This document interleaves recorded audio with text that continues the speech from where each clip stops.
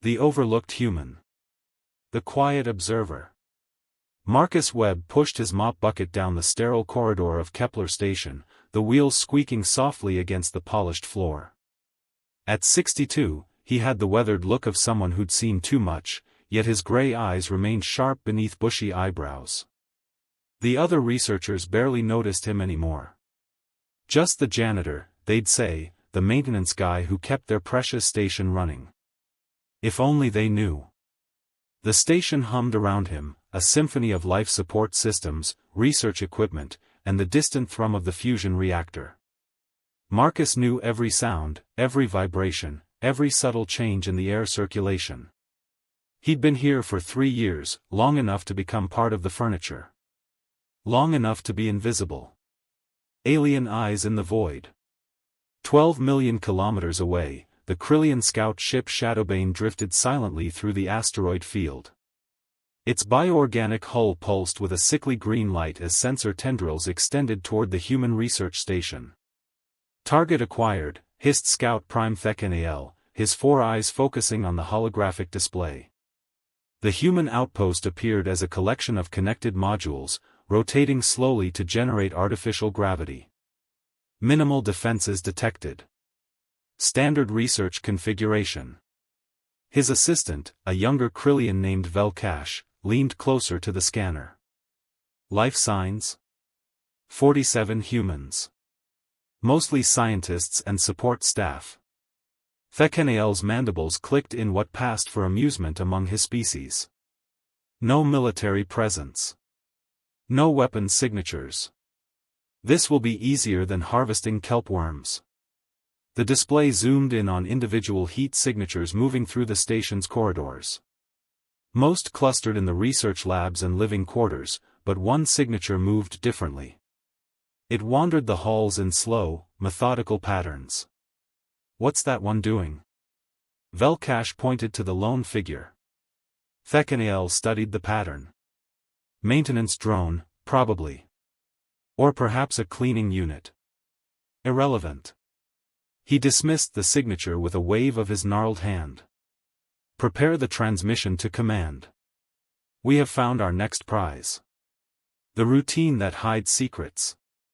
Marcus paused at Junction 7, the same spot he stopped at every day during his evening rounds. To anyone watching, he appeared to be checking the environmental controls. In reality, he was accessing a hidden subroutine in the station's computer network. The display showed him everything: long-range sensors, communication arrays, defensive systems that officially didn't exist. The Krillian ship registered as a faint blip on the edge of sensor range, but Marcus had been tracking it for 2 days. Still there, he murmured to himself, fingers dancing across the concealed interface. Patience, ugly. Come a little closer. He resumed his cleaning, but his mind was already 3 steps ahead. The supplies he'd been quietly stockpiling in Maintenance Bay 12. The modifications he'd made to the station's systems under the guise of efficiency improvements. The emergency protocols that only he knew about. Dr. Jennifer Walsh hurried past, her arms full of data tablets. She barely glanced at him. Evening, Marcus. Don't forget to check the filters in Lab 7. Already done, Doc, he replied with a friendly smile. Sleep well. She disappeared around the corner, completely unaware that the harmless janitor had just armed the station's hidden defense grid. The watchers become the watched.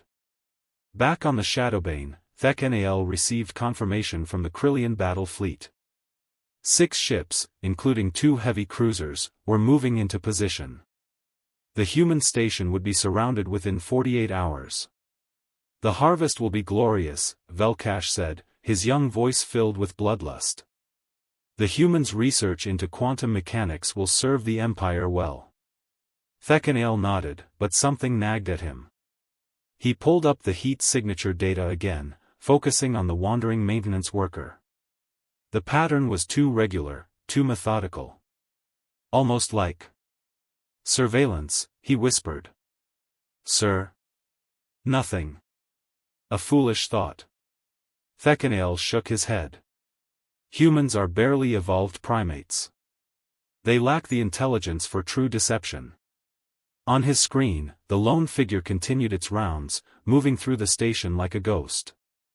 Just a janitor, cleaning floors and emptying trash.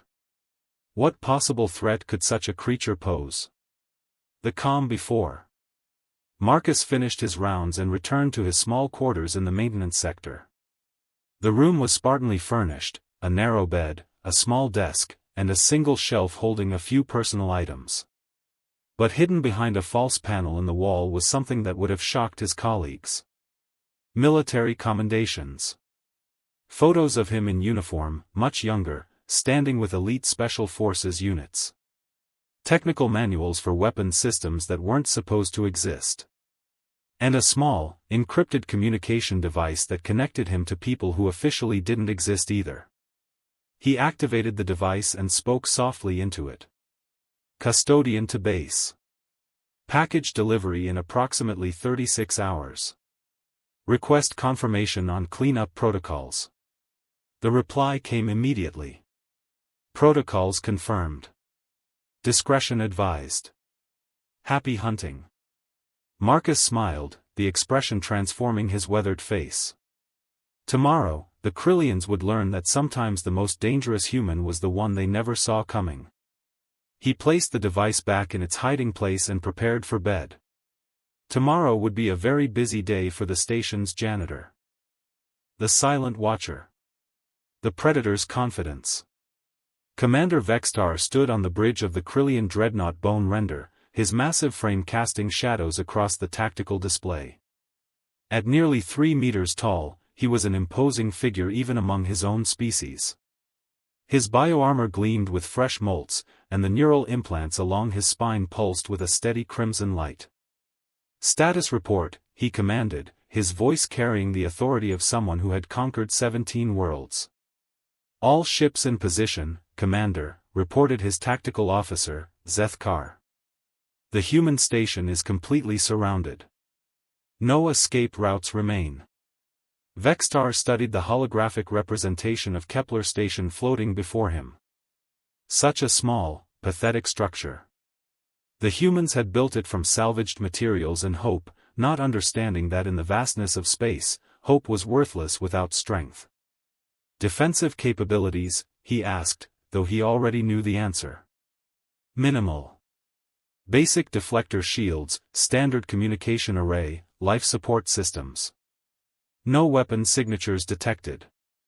Zethkar's mandibles clicked in amusement. They are completely defenseless. The gathering storm. The Bone Render was not alone in the void. 5 other Krillian warships had emerged from hyperspace at strategic points around the station. Each ship bristled with plasma cannons and boarding pods, their hulls scarred from countless battles across the galaxy. Captain Nixilla commanded the cruiser Flesh Reaper from the station's starboard flank. Her species was known for their patience in hunting, and she had spent the last 6 hours studying every detail of the human outpost through long-range sensors. Curious, she murmured to her navigator. The humans maintain unusual energy patterns in their lower sections. Maintenance systems, Navigator Kelvoth replied dismissively. Primitive cooling units and waste processors. Nothing more. But Nixilla had survived 43 battles by never dismissing anything as mere coincidence. The energy signatures moved in patterns that seemed almost purposeful, as if the station itself was alive and thinking. Continue monitoring, she ordered. Something feels wrong about this place. The hunter becomes prey. On Kepler station, Marcus Webb moved through his morning routine with practiced calm. The other residents had no idea their home was surrounded by alien warships. The long-range sensors had been discreetly modified to filter out Krillian signatures, presenting normal space readings to the main computer. But Marcus knew exactly where each enemy ship waited in the darkness. He entered Maintenance Bay 12, a section of the station that most people avoided. The walls were lined with pipes and conduits, creating a maze of shadows and hiding spots. To the casual observer, it looked like any other utility area.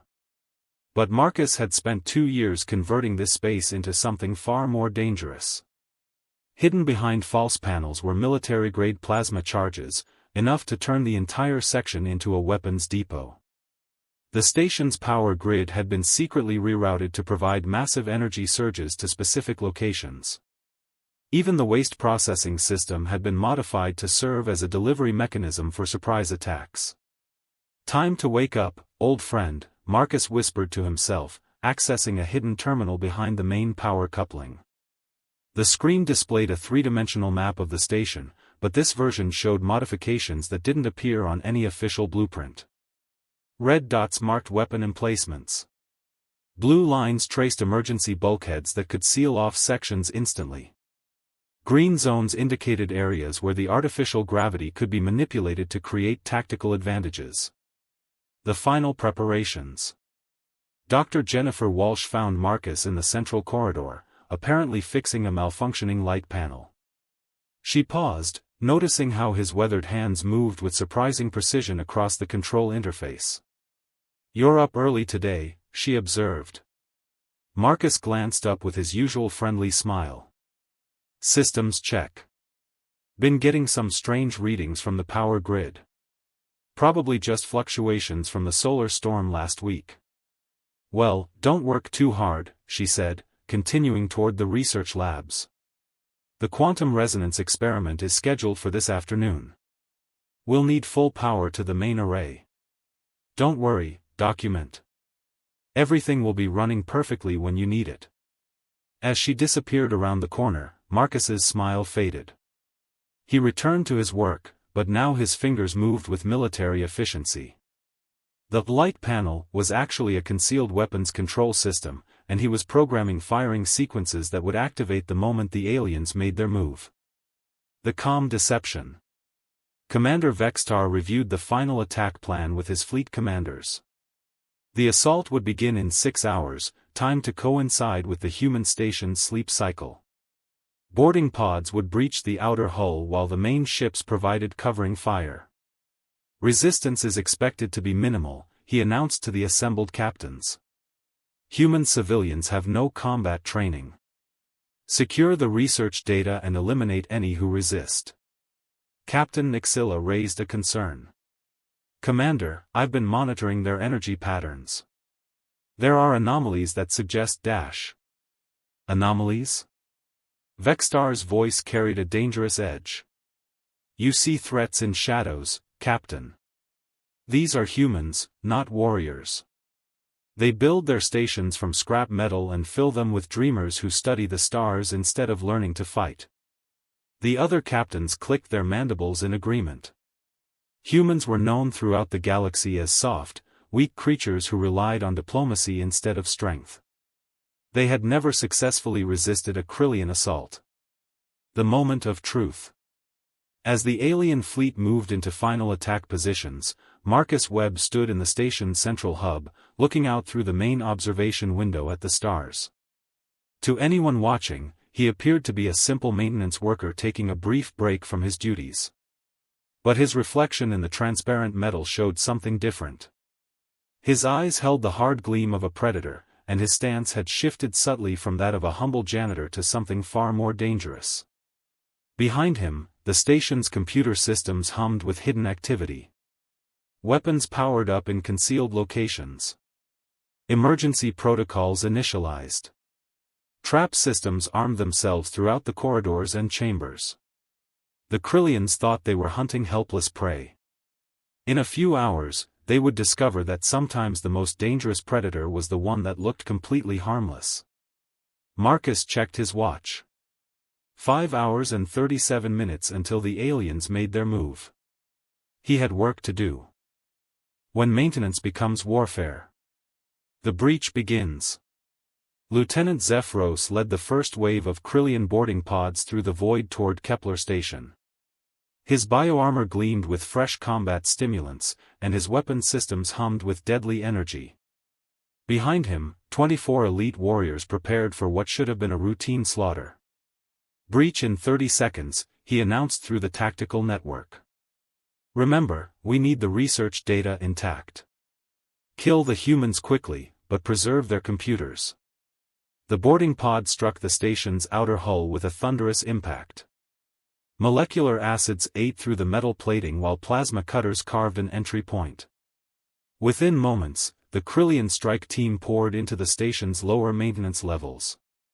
"Atmosphere is breathable," reported Sergeant Culthane, his scanner detecting the familiar mixture of oxygen and nitrogen. No immediate threats detected. The corridor they entered was dimly lit, lined with pipes and conduits that created deep shadows. Emergency lights cast an eerie red glow across the metal walls. Everything appeared normal for a human maintenance area. Too normal. The trap activates. Zephyros advanced cautiously down the corridor, his enhanced senses searching for any sign of the humans.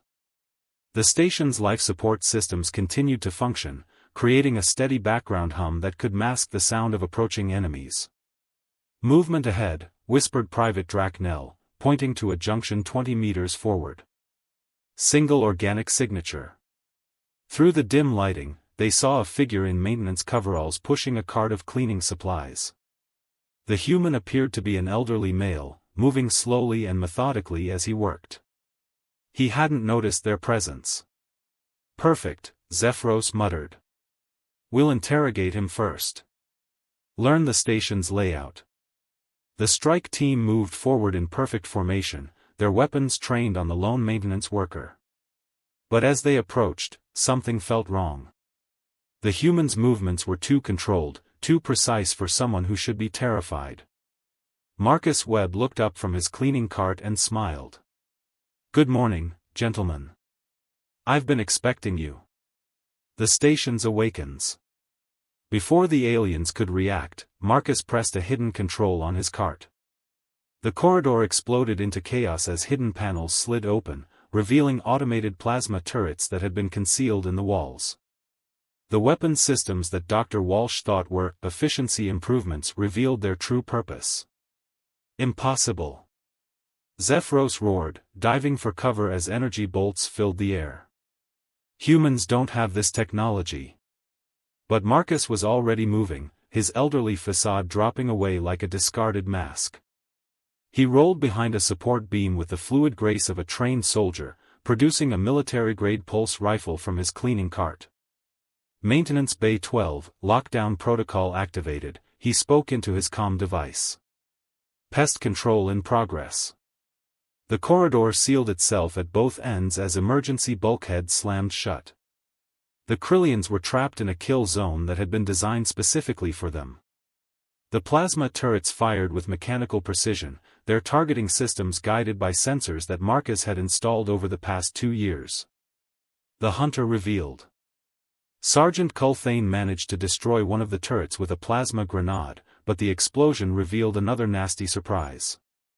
The station's artificial gravity fluctuated wildly, sending several Krillians floating helplessly toward the ceiling where more hidden weapons waited. "He's controlling the entire section," Culthane shouted over the sound of weapons fire. "This isn't a maintenance worker." Marcus emerged from cover, his pulse rifle speaking with deadly accuracy. Each shot found its mark, penetrating Krillian bioarmor with rounds designed specifically to counter their defensive systems. His movements were those of a veteran soldier, not a humble janitor. "Surprise," he said calmly, dropping 2 more attackers with precise headshots. "I'm not exactly what I appear to be." Zephyros fired a burst of plasma bolts at Marcus's position, but the human had already moved. The station's layout gave him every advantage, and he used it with the skill of someone who had spent years preparing for this moment. The station fights back.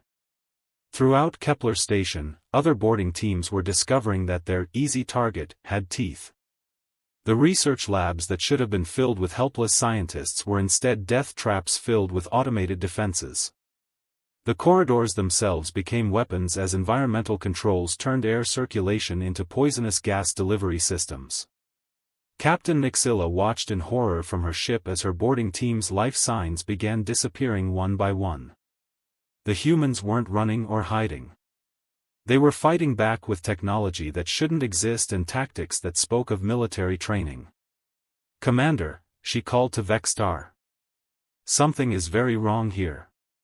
The humans are dash. Are what? Vexstar's voice crackled with rage. Winning? Impossible. Send more boarding teams. But even as he spoke, the station's external defenses were coming online. Weapon ports that had been disguised as maintenance hatches opened along the hull, revealing military-grade plasma cannons. The research outpost was revealing itself to be something far more dangerous. The cleaner's work. In Maintenance Bay 12, Marcus Webb finished his cleaning. The Krillian strike team lay scattered across the corridor, their bioarmor smoking from precisely placed shots. He checked each body methodically, ensuring none were merely stunned. Maintenance to command, he spoke into his comm device. Bay 12 is clean. Proceeding to Bay 15. He reloaded his weapons and prepared to move deeper into the station. The other boarding teams would be encountering similar surprises throughout the complex, but Marcus had work to do. 24 aliens down, approximately 200 more to go. The station's janitor had a lot of cleaning left to do. The revelation spreads. On the bridge of the Bone Render, Commander Vexstar watched his tactical display with growing disbelief. Boarding team after boarding team was disappearing into the human station, their life signs vanishing as if they had never existed. This is impossible, he growled. Humans don't fight like this. But the evidence was undeniable. The research station was not what it appeared to be. The helpless scientists were putting up organized resistance. The maintenance areas were death traps. And somewhere in that maze of corridors and chambers, something was systematically hunting his elite warriors. Sir, his communications officer reported, we're receiving a transmission from the station. Put it through. A new voice filled the bridge, calm and professional. Krillian fleet, this is Kepler Station. You are trespassing in human space. Withdraw immediately or face the consequences. Vexstar's mandibles clicked in fury. You dare threaten us, human? We are the Krillian Empire. We have conquered worlds. The voice that replied was tinged with dark amusement. Then you should know better than to mess with a human's home. Consider this your only warning. The transmission ended, leaving the bridge in stunned silence. Whatever was happening on that station, it was not what any of them had expected. The custodian's arsenal. The hidden truth. Dr. Helena Cross had been dead for 6 months, but her voice still echoed through the station's hidden command center. Marcus Webb sat before a wall of monitors, watching as her final recorded message played on the main screen. If you're watching this, Marcus, then the Krillians have finally found us, Dr. Cross said, her image flickering slightly. I'm sorry we couldn't tell the others about Project Custodian. The research we've been conducting here isn't just about quantum mechanics. It's about survival. Marcus paused the recording and rubbed his tired eyes. The station around him hummed with activity as automated systems continued their deadly work. 37 Krillian boarding pods had been destroyed, their occupants eliminated by the defensive systems he had spent 2 years installing. But the aliens were persistent. More ships were arriving, and their commanders were beginning to understand that Kepler Station was not what it appeared to be. The real mission. The recording continued as Marcus resumed playback. Dr. Cross appeared younger in the message, recorded shortly after the station's construction began. The Terran Defense Council chose this location for a reason, she explained. Kepler Station isn't just a research outpost. It's a forward observation post, designed to monitor Krillian fleet movements in this sector. The quantum experiments are real, but they're also a cover for our true purpose. Marcus had known this, of course. He had been part of the project from the beginning, his cover identity as a janitor carefully constructed by military intelligence. But hearing Helena's voice again brought back memories of the early days, when they had worked together to build something that looked harmless but was actually a fortress. The other researchers don't know, Dr. Cross continued. They believe they're here to study stellar phenomena and quantum mechanics. Let them keep believing that. Their innocence makes the cover more believable. The soldiers passed. Marcus switched to another recording, this one showing his own service record. The man on screen wore the uniform of the Terran Special Forces, his hair dark instead of gray, his face unmarked by the lines of age and experience. Colonel Marcus Webb, the official voice narrated. 43 years of active service. Specialist in deep cover operations and defensive warfare. Veteran of the Proxima Campaign, the Siege of New Geneva, and the Battle of Titan's Gate. The images showed Marcus in his prime, leading commando teams through alien territory, designing defensive systems that had saved countless human lives. He had been one of the military's best, a soldier who understood that sometimes the most effective warfare was the kind the enemy never saw coming. Upon completion of active duty, Colonel Webb volunteered for Project Custodian, the recording continued. His mission, to establish and maintain a covert defensive position in the Kepler sector under the cover of a civilian maintenance worker. The station's secrets. Marcus moved to the main tactical display, where the station's true layout was revealed. The public blueprints showed a simple research facility with laboratories, living quarters, and basic life support systems. But the real station was a fortress disguised as a science outpost. Hidden weapon emplacements covered every approach. The maintenance tunnels were actually combat corridors, designed to funnel attackers into kill zones. The research labs contained experimental weapons technology alongside legitimate scientific equipment. "We've been preparing for this day for 3 years," Marcus murmured to himself, watching as another wave of Krillian boarding pods approached. Time to show them what human engineering can really do. He activated the station's secondary defensive systems. Weapons that had been disguised as communication arrays swiveled to track incoming targets. The fusion reactor that powered the station's life support also fed energy to military-grade plasma cannons. The other players. Throughout the station, the civilian researchers were finally beginning to understand that their home was not what it seemed. Dr. Jennifer Walsh huddled in Laboratory 7 with 3 other scientists, watching through sealed windows as automated turrets fired at alien intruders. "This isn't possible," she whispered. "We're a research station. We don't have weapons like this." But the evidence was undeniable. The maintenance areas she had walked through hundreds of times were revealing hidden armaments. The helpful janitor who had always been so friendly was coordinating a military-level defense of their home. "Marcus," she said suddenly, remembering the man's precise movements, the way he always seemed to know exactly where to be at the right time. "He's not really a janitor, is he?" Outside their sealed laboratory, the battle raged on. The station's defenders weren't just automated systems. Human personnel who had been disguised as support staff were revealing their true training, fighting with the skill of experienced soldiers. The commander's realization. Commander Vextar stared at his tactical display in growing horror. His fleet had lost over 200 warriors to what should have been a simple raid.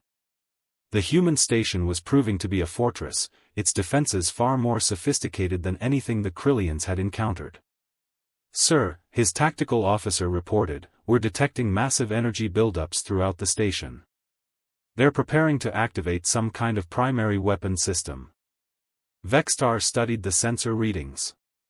The human outpost was drawing power from its fusion reactor at levels that suggested something far more dangerous than defensive turrets. The energy signatures were unlike anything in the Krillian database. "What are they doing?" he demanded. His science officer, a pale creature named Yix Thul, hunched over his instruments. "Unknown, Commander. But the power levels suggest a weapon capable of destroying capital ships." The final card. In the hidden command center, Marcus Webb prepared to play his final card. The station's main weapon was not a gun or a missile launcher. It was something far more subtle and far more deadly. "Helena, I hope you were right about this," he said to the empty room, his fingers dancing across the control interface. The station's quantum mechanics research had not been entirely a cover story.